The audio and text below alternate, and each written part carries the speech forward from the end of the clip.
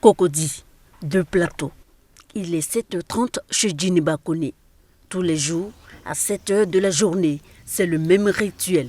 Séance de prise de médicaments. Cela fait 5 ans que je suis hypertendu diabétique. Je suis suivi par un diabétologue, un cardiologue. Si ces médicaments ont souvent un goût amer, la facture, elle, est presque toujours salée.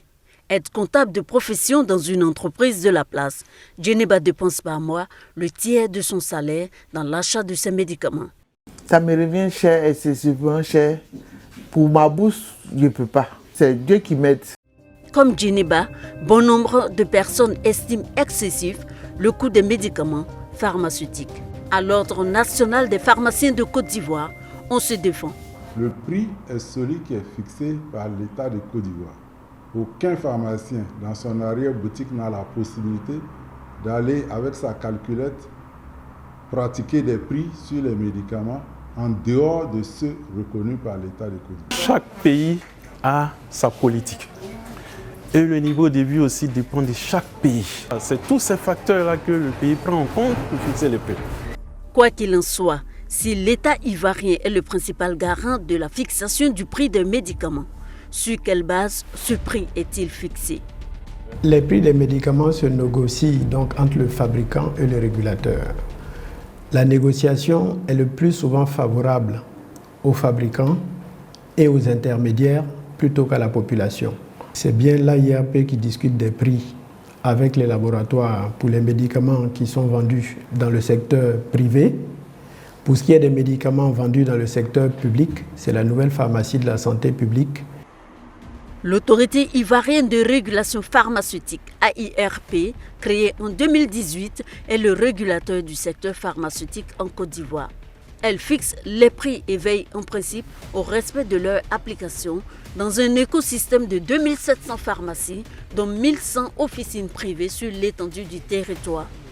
Mais la tâche n'est toujours pas aisée. Soumis à une marge réglementaire n'excédant pas 30%. Jugé insuffisant pour supporter les charges, certains pharmaciens rusent avec la loi en falsifiant les étiquettes sur le prix des médicaments. Un pharmacien que nous avons rencontré en caméra cachée confirme la pratique. Et quand on reçoit les médicaments avec un bordereau comme ça, bon, moi je suis déjà un contrôle ici. Oui. Et le contrôle vient, ils prennent 2-3 produits dans le rayon et puis ils mettent le bordereau. Donc quand je regarde les bordereaux, ça me figure sur le bordereau. Si c'est différent, c'est chez un client fraude, il y a problème. Interrogé sur le phénomène et ses répercussions sur le prix des médicaments, le président de l'Ordre des pharmaciens est resté évasif. On a eu des cas de sanctions à l'égard des pharmaciens, mais généralement pas concernant les prix. Pourtant, selon des indiscrétions, quelques pharmaciens coupables de cette pratique seraient devant le conseil de discipline de l'Ordre.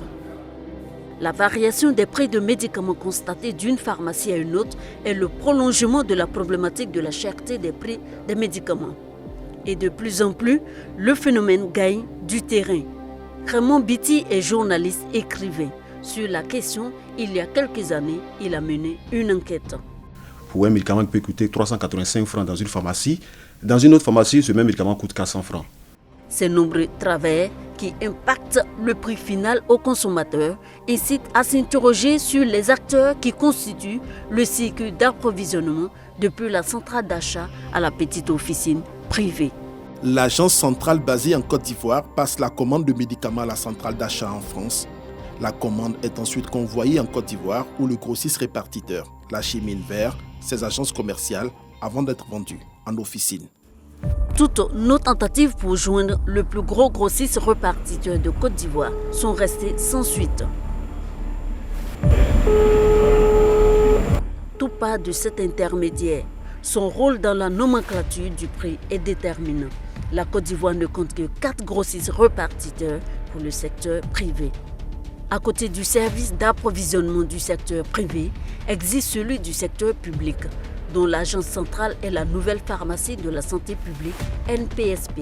Cette structure, qui dépense plus de 40 milliards de francs CFA dans l'achat de médicaments, n'a pas elle aussi souhaité donner suite à notre sollicitation.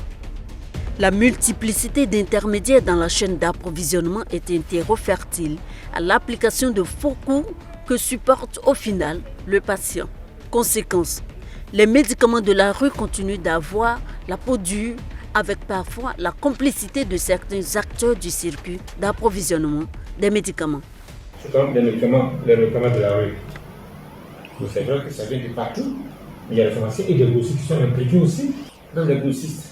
Les médicaments de rue doivent être combattus par la baisse des prix des médicaments dans les pharmacies. Et puis, vendre en détail le plus grand nombre de médicaments. Il y a vraiment nécessité d'analyser ce coût, de le structurer et de savoir où est-ce que le surcoût intervient véritablement. Au village technologique de Grand Bassam, l'ultime solution pour soulager les populations reste l'accélération du potentiel industriel du secteur pharmaceutique en Côte d'Ivoire, car l'industrie locale ne couvre que 6% des besoins. Pour nous, c'est un défi. On a décidé en 2013 de réserver 20 hectares de terrain pour créer un hub pharmaceutique au Vitible. On y croit beaucoup. Pour l'heure, les patients économiquement faibles comme Djeneba devront prendre leur mal en patience, en espérant voir le parc industriel du secteur pharmaceutique s'agrandir en vue de faire baisser le coût des médicaments.